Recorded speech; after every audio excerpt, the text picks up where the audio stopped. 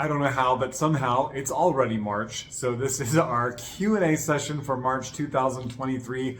Lots of really good questions this month. Before we get to them, I want to do a little reminder, a little PSA, a little call to action, I guess, if you will. And that is that over on Patreon, I have a goal going, okay? And when we hit that goal, which is number of people that are engaging on Patreon, number of people that are there, and we're already halfway there, so easy peasy. When we hit that goal, I'm going to stop doing Q&As like this. And instead, we're going to do a live Q&A session every single month. It's going to be recorded and posted to YouTube just like we do now, except that you can show up live and ask questions and have a little bit more of a dynamic discussion around our questions. And also, if you can't be there live, same way, you can still comment or DM or email me your questions in advance, and I will include them in the Q&A session. So just a way to engage more directly with people and to get to know some of you more. So if you are not hanging out over on the Patreon with us, please come over if you're able to support.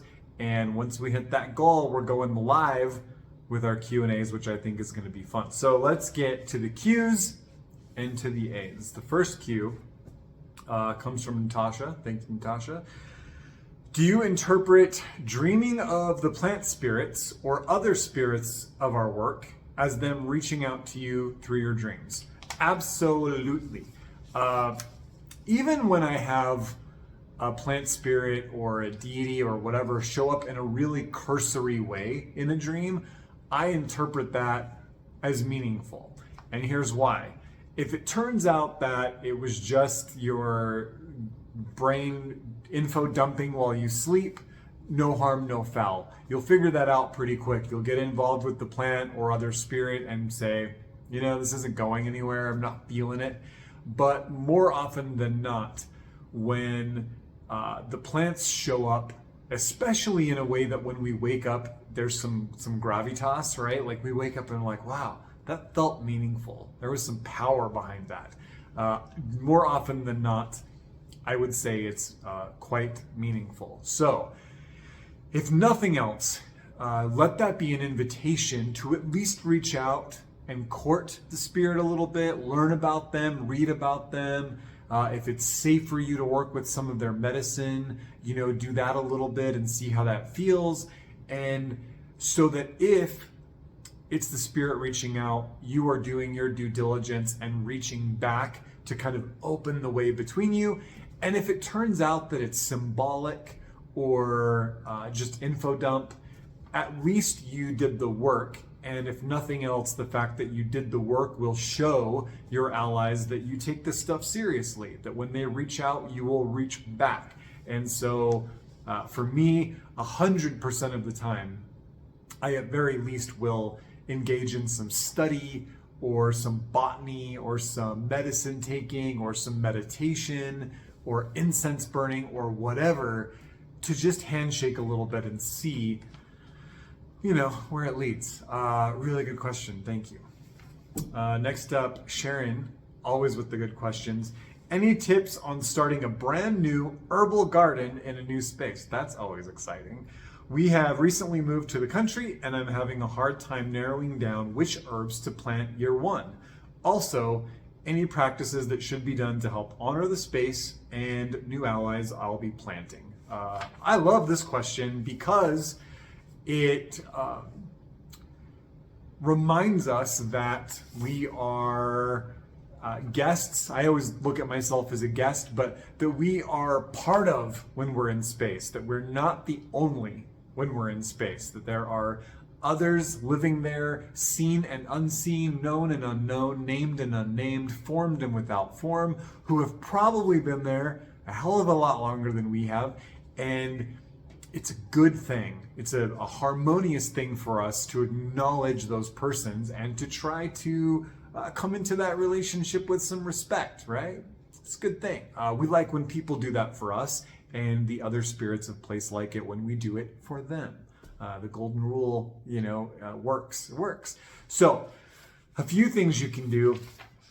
is explore who's already there, right? Look at the plants, the trees, the creepers, the animals and insects that are already doing well in that space, and see if that can give you some inspiration into what direction the space might support you in going. For example, if you moved into a place that was super uncultivated and really hadn't been worked as a garden before, and maybe it's filled with volunteer trees and more weedy herbs, that could be an option for you to spend a year or two getting to know those weedy herbs and let some of them hold some space while slowly introducing other ones that aren't going to take over everything, right?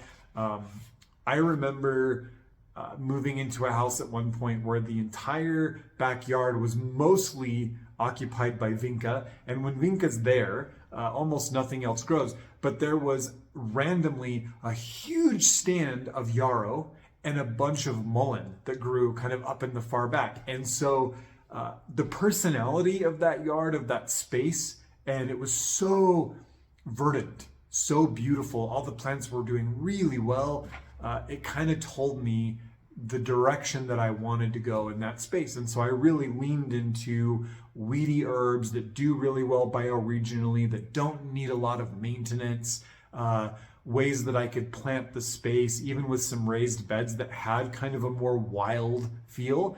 And it turns out that really nurtured what was happening in that yard, in that space, because we were getting deer that were coming down out of the foothills to headbutt the fruit trees to try to eat and to pick up water.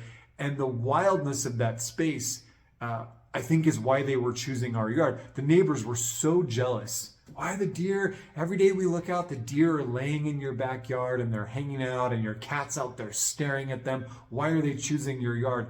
And I think because we had so many places to hide, so many places that were considered overgrowth areas, that the deer felt really happy. We also had a lot of butterflies and praying mantis and bees, and I think they liked the wild energy. So it worked out in my favor. Maybe you move into a space and the person there before did flowers, right? They had kind of a more a garden based more on like just decorative plants. That itself could be an invitation too to work in medicines that are beautiful, plants that are flowering or fragrant, so that you continue to nurture the energy that's been put in that space. So just some ideas, but really, if plants are going to do well there, if it's the right space for them, bring them in, grow one or two, put some seeds in or some starts, and they'll tell you if no matter what you do, you can't make it work. You can't make it work, right? And I also look at, of all the plants that I put in the ground, who did the best, and is there anything those plants have in common? Maybe there's some medicinal similarities or some magical similarities or some similarities in height or fragrance or types of animals that like those plants. And it's really interesting the stories that you can find hidden in the plants that stand up and play well together in this space. When it comes to honoring the spirits of place, I think that's really important, whether it's part of your weekly or monthly or yearly practice. I think for that first bit, to make it clear that your intentions are good and that you're going to try to be a good steward of the land and all of that. And oftentimes a ritual can be built just around that, of just kind of stating what's in your heart, stating your hopes. And maybe that's kindling a little bonfire, or bringing some candles out and burning some botanical incense and putting some offerings down that will be safe and supportive to the animals of that place, and just kind of saying, hey, here's who I am, here's where I've been, and now I'm here, and this is a little bit about where I come from, and now I'm here, and this is what I hope to do while I'm here. I want to garden and grow medicine and grow food and learn more about the plants that I'm growing and learn more about the corporeal spirits, the animals and insects that are hanging out here. And I'm also open to being in good relationship with the invisible spirits of place, the elf and the fae and all the good neighbors. So something that simple is heard and appreciated. And one thing that I like to do in new spaces is I will get bells of some sort, a string of bells or a bundle of bells or a chime. You could get a wind chime, and as part of that ritual, sort of dedicate that item to that sacred space, to the spirits of place, and hang it in a tree or from the awning of a house or whatever, ceremoniously, kind of say, I'm hanging this here as an offering to all of you. May the sound be pleasing, and may it, remind us that we're in relationship, and may there be peace and plenty between us, right? So the chimes, the bells are always a really important kind of first gift to me. And when I hear them, when I see them, it reminds me that there is life happening out there, right? When the wind blows and the chimes go, it reminds me that even though I'm inside, there's still a life that happens out there all the time. And it gets me back into that guest host mindset, the sacred reciprocity of ghosty, of the guest host relationship. So some ideas, hopefully they're helpful. Another one, in your presentation at Botanica Obscura, which was excellent, by the way, thank you. You mentioned old lore about not having certain Hawthorne parts in the home. Can you expand on other lore like this? Perhaps this is a much bigger topic that could be in a class format. Yes and yes. So if I remember correctly, I did teach at Botanica Obscura conference last Sunday. It was incredible. I had so much fun, met so many cool people. And I think what came up was there's a lot of lore, actually, a very solid lore about not bringing the thorns of Hawthorne and sometimes even the flowers of Hawthorne in the house, with the exception of May Day, the 1st of May, when bringing that kind of energy into the house makes sense. And just as a quick aside, there's a lot of taboo in a lot of lore about bringing sharp, thorny plants or poisonous plants, baneful plants into the house, right? That makes sense, that we don't want that energy necessarily inside, that if we're going to grow a thorny plant, that plant lives outside and acts as a hedge of protection that malefic energies cannot pass or have a difficult time passing. With Hawthorne specifically, part of why the flowers get pulled into the lore, I think, because they are beautiful flowers, right? Gorgeous flowers. Is that, how do I say this without it coming across weird? The Hawthorne flowers, when they're at their peak of fragrance, sometimes smell like rotten meat or blood. And I think that's where the lore comes from, that you don't want, again, that energy of the smell of blood or the smell of meat in the house. It's considered unclean, and it could attract some energy that you don't want in the home, right? So that's where that comes from. And we bring Hawthorne in on May Day because May Day is about the Mayflowers. It's about Hawthorne and that tree and all the layers and layers upon layers of lore surrounding that tree in particular.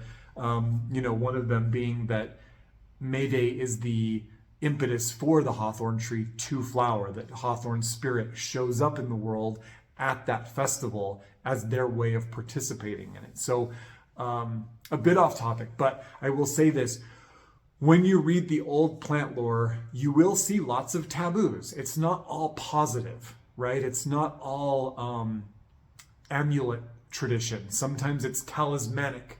Sometimes it's apotropaic. It's stuff we're doing to avoid problems. It's stuff we're doing or stuff we're not supposed to do, right? It's a taboo. We're supposed to stay away from it. So we see, a good amount of the plant lore about stuff not to do, whereas we also see stuff we should do, right? And what I'm going to do for folks who are interested, these books will eventually come up on our book club because they're awesome. I'm going to put a couple of links in the comments below, or the course details below, to some books. A couple of them are harder to read. I'll try to note that. They're reproductions of manuscripts, and they are not in modern English, and sometimes they are in really small print. And then a couple of them have been rewritten and represented in really fun ways. When in doubt, you can look at fairy lore from Ireland, Scotland, Wales, and England. And often in fairy lore, there will be, as kind of an aside, a wrap-up of which plants want to be treated in which ways and which ones are appropriate and which ones are not. But plant lore in and of itself, this is why I like people to study plant lore and tree lore, because in that you will find how our ancestors related to particular plant spirits and which ones they found to be a little too intense for certain things and just right for other things. And it helps us engage with ancestral traditions of plant work while also not having to reinvent the wheel. Sometimes we might find out the hard way that keeping certain plants indoors, it creates an energy or brings in a spirit that does not like to have their feet bound by being inside, and that restlessness spills over into the inhabitants of the space, and it doesn't feel good. So whenever possible, we can lean into what our ancestors have already figured out through thousands of years of plant work and go that way. So I'll leave you some resources down below. Check them out. Let me know what you think. Where are we at time-wise? Let's do one more. The rest I'll just respond to folks in DM. So somebody asked me what, if any, forms of divination I practice regularly in my work. This is a super cool question. I am, of course, fascinated by divination, and I will say this. Most of the divinatory work that I do is plant-based. I do an herb casting ritual that I originally learned from Scott Cunningham of magical herbalism and incense oils and brews fame. He's long since passed, but an incredible teacher. Don't overlook what's hidden in some of his books. So he gave a really beautiful method of doing an herbal casting that I will do a lot. I am planning on some classes on that, by the way, so we'll save that for down the road.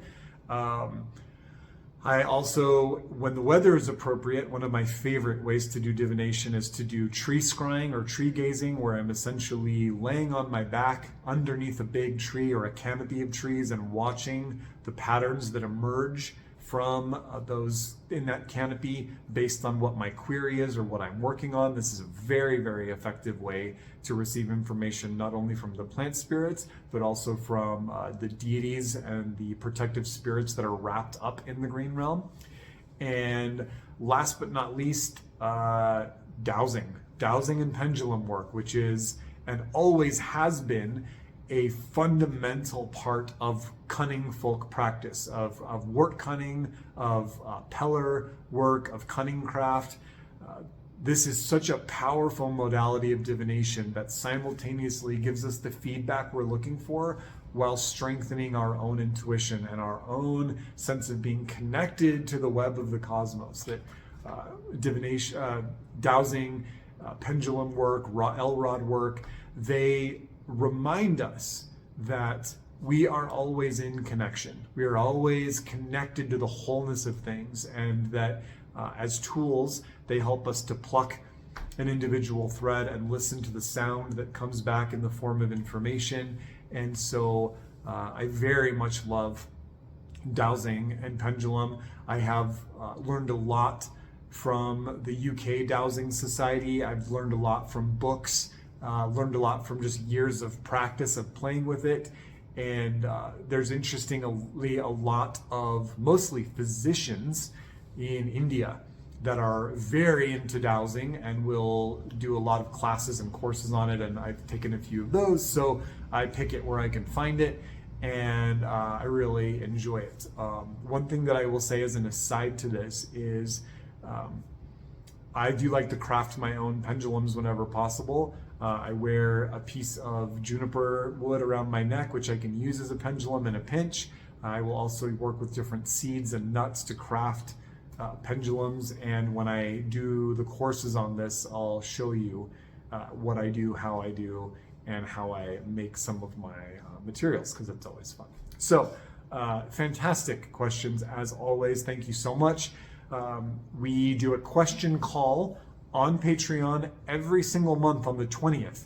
A post goes up and says, put in the comments what your questions are. You usually have 7 or 8 days to put all your questions down, and then I record this video with all the answers, and then I post it on YouTube for everybody to see. So that's great. I would love for you to participate. And again, the goal is hopefully soon we can start doing this presentation live, and then I'll record it and edit it and still put it on YouTube for everybody. But it'll be really fun to have some dialogue and some back and forth about some of these topics. So if you haven't joined us over on Patreon, please do so. That's where all the fun happens, and it's a great way to enter into sacred reciprocity with me and with the work, and get access to our advanced classes, our recurring courses. We always have courses going on, and to dialogue and ask your questions, and get the behind the scenes and all that good stuff. So thank you so much to everybody who submitted questions, and I look forward to seeing you for our Q&A next month. Take care.